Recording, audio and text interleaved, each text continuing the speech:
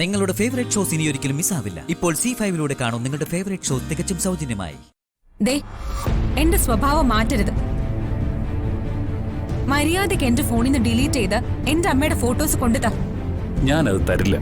തന്നേ പറ്റൂ. ഞാനത് മേടിക്കും. നിന്റെ ഫോണിൽ നിന്ന് ആ ഫോട്ടോ ഞാൻ മനഃപൂർവ്വം ഡിലീറ്റ് ചെയ്തതാ. അത് തൽക്കാലം ഈ വീട്ടിലുള്ളവരാരും കാണാൻ പാടില്ല. അതുകൊണ്ട് തന്നെയാ.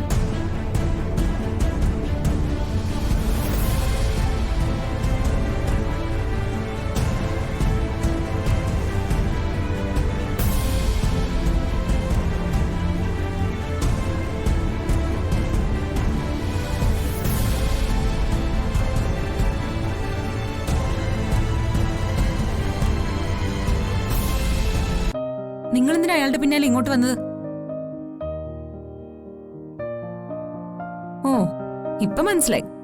നിങ്ങൾ പറഞ്ഞിട്ടായിരിക്കും അയാൾ അത് ചെയ്തത്. മര്യാദയ്ക്ക് സാരി കളർ ചെയ്ത് വെക്കാൻ നോക്ക്. അത് ചെയ്തില്ലെങ്കിലേ അമ്മ നിന്നെ വെച്ചേക്കില്ല. മനസ്സിലായോ?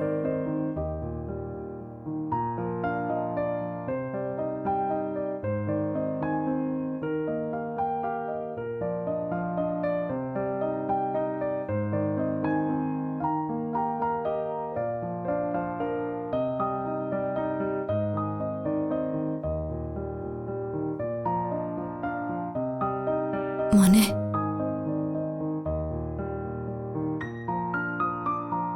മീനാക്ഷിയെക്കുറിച്ച് നിനക്കെല്ലാം അറിയായിരുന്നു അല്ലേ? ദൈവമ്മ എന്താ വിചാരിച്ചത്? ഒന്നുമല്ലെങ്കിലും ഞാനൊരു പോലീസ് ഉദ്യോഗസ്ഥനല്ലേ ദൈവമ്മ.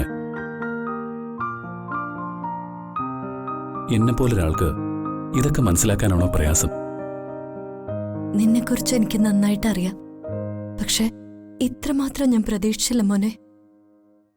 എനിക്കെന്നല്ല, നമുക്കെല്ലാവർക്കും അങ്ങനെ മറക്കാൻ പറ്റുന്ന ആളുകളാണോ ജയരാമൻ അങ്കിളും മാധുരി ആന്റിയും?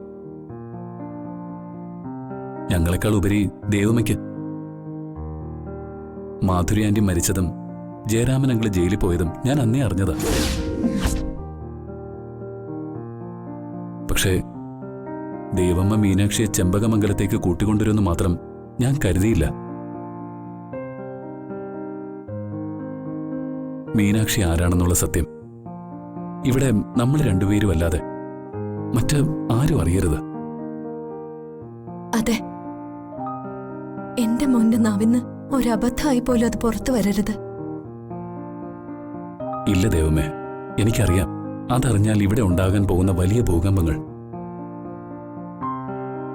ഒരിക്കലൊരു കൊടുങ്കാറ്റിൽ എല്ലാം തകർന്ന് തരിപ്പണമായതാ.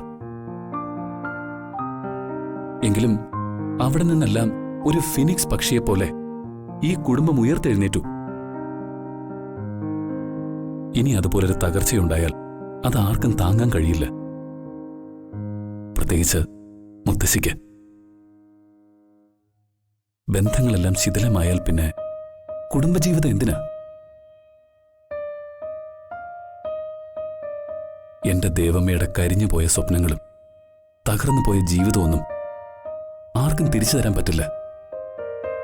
അത് തകർത്ത് കളഞ്ഞവർക്ക് കാലം കൊടുത്ത ശിക്ഷയാ ഇതൊക്കെ. അതുകൊണ്ട് ചെയ്തു പോയ തെറ്റിന് തിരിച്ചു കിട്ടാത്ത ഒരു കണക്കും കാലം ബാക്കി വയ്ക്കാറില്ല. അത് പലിശ സഹിതം തിരിച്ചു കിട്ടും. ഞാൻ ആർക്ക് ശിക്ഷ കിട്ടാൻ വേണ്ടി പ്രാർത്ഥിച്ചിട്ടില്ല മോനെ. എല്ലാവർക്കും നല്ലത് വരണമെന്ന് മാത്രമേ പ്രാർത്ഥിച്ചിട്ടുള്ളൂ. ദൈവം എനിക്ക് വച്ചിരിക്കുന്നത് എന്തോ അത് ഞാൻ അനുഭവിച്ചല്ലേ പറ്റൂ.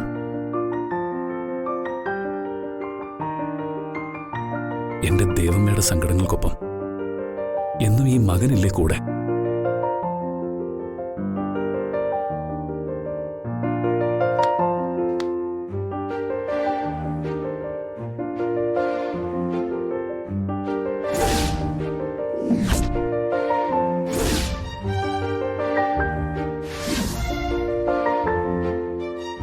അച്ഛനും മതിയായല്ലേ?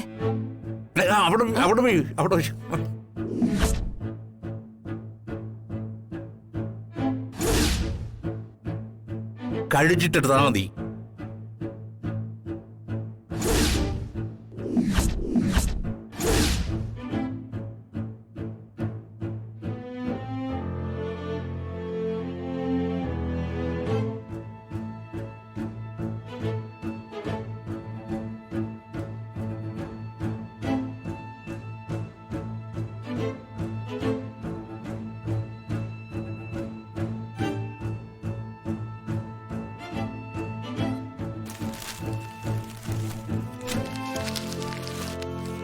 നന്ദിനി,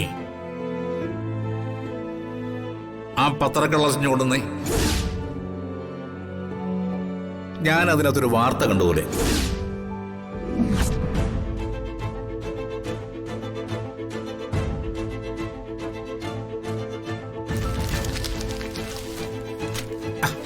അതെല്ലാം ഒന്നിച്ചാക്കിയോ? ആ പത്രക്കള്ളസിഞ്ഞു വന്നേ.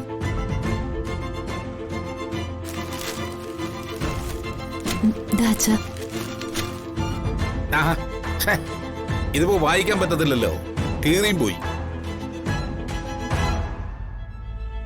ഇത് മൊത്തം ചമ്മന്തിയായി. എന്താ എന്താ ഇവിടെ? അതമ്മേ, അച്ഛനൊരു മസാല ദോശ കഴിക്കായിരുന്നു. മസാല ദോശയോ? ആരാ വാങ്ങിക്കൊടുത്തത്? അച്ഛന് വേണ്ടി ഇത് വാങ്ങിയത് കാർത്തിക, പക്ഷെ ഇതുകൊണ്ട് കൊടുത്തത് ഞാനാ. ഹോട്ടലിൽ നിന്ന് വാങ്ങിക്കുന്നൊന്നും അച്ഛന് കൊടുക്കരുതെന്ന് ഞാൻ എല്ലാവരോടും പറഞ്ഞിട്ടുള്ളതല്ലേ. അവരുടെ എണ്ണ ഒന്നും കൊള്ളില്ല. അച്ഛൻ എന്തെല്ലാം തരം അസുഖങ്ങളുള്ളതാ. വീട്ടിലുണ്ടാക്കുന്നത് കൊടുക്കാവൂ. നിങ്ങൾ ഈ പത്രം നോക്കിയിരിക്കാൻ തുടങ്ങിയിട്ട് കുറെ നേരം ആയല്ലോ. നമ്മുടെ ജയറാമിനെ പോലൊരാളുടെ ഫോട്ടോ ഈ പത്രത്തിൽ കണ്ടതുപോലെ.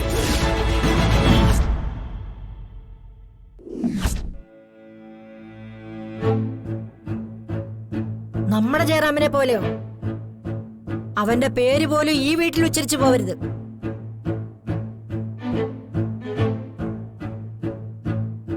മാതാപിതാക്കളുടെയും കൂടപ്പിറപ്പുകളുടെയും കൂടെ ജീവിക്കേണ്ടവരുടെയും ചങ്കിനിട്ട് തൊഴിച്ചിട്ട് പോയ മഹാപാപി അവൻ.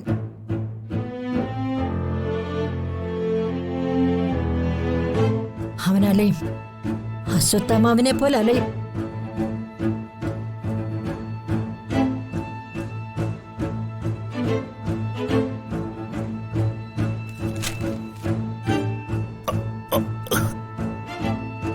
അത് വിട്ടേക്കടോ, അറിയാതെ ഓർത്തു പോയതാ. താൻ ക്ഷമിക്കേ. ആ, ഇന്ന് സാരികൾ കൊടുക്കാൻ പറ്റില്ലല്ലേ? ആ, പറ്റിയില്ല. നന്ദിനി കൊണ്ടുവന്ന പെങ്കൊച്ചില്ലേ മീനാക്ഷി, അവളാ ചായങ്ങളെല്ലാം സാരിയിൽ തട്ടിമറിച്ചു. രാജലക്ഷ്മി, ആ കുട്ടിയെ കണ്ടിട്ട് നിനക്ക് ആരുടെയെങ്കിലും ചായ തോന്നുന്നുണ്ടോ? ചായോ? എനിക്കൊന്നും തോന്നിയില്ല. എന്നാ എനിക്ക് തോന്നി. ആരുടെ ചായ നിങ്ങക്ക് തോന്നിയത്? എനിക്ക് അവളെ കണ്ടിട്ട് നിന്റെ ചായ തോന്നി. ഇപ്പോഴത്തെ നീയല്ല, പഴയ 17 വയസ്സുള്ള നീ.